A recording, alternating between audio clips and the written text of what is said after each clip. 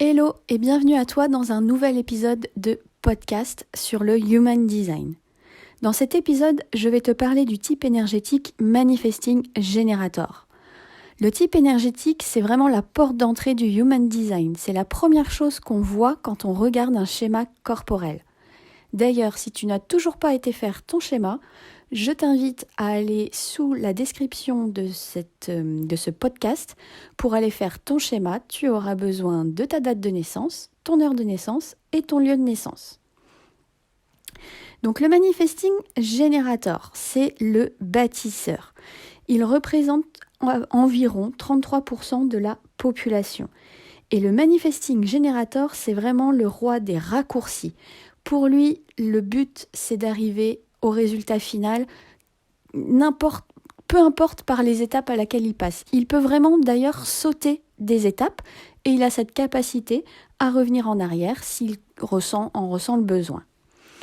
C'est vraiment le multi par excellence, multitâche, multipassionné, multi tout ce que tu veux. On le voit d'ailleurs, moi je le vois sur mes amis entrepreneurs, on reconnaît tout de suite un Manifesting Generator parce que c'est vraiment le professionnel qui pourrait te proposer à la fois de la lithothérapie, de la phytothérapie, des soins énergétiques, en même temps de te faire du coaching, des produits divers et variés. C'est vraiment...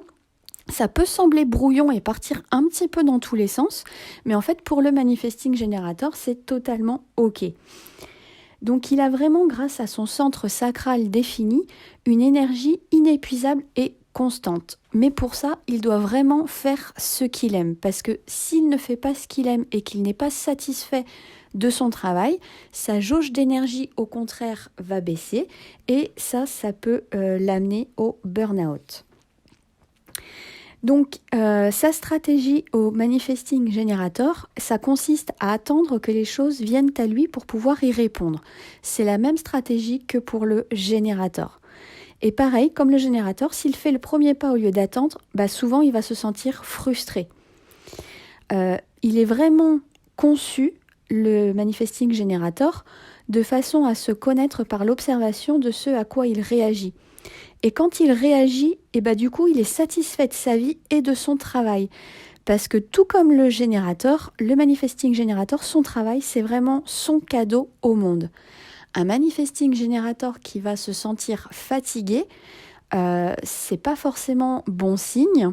On a besoin de générateurs et de Manifesting Generator en forme pour pouvoir bâtir et construire le monde qui nous entoure.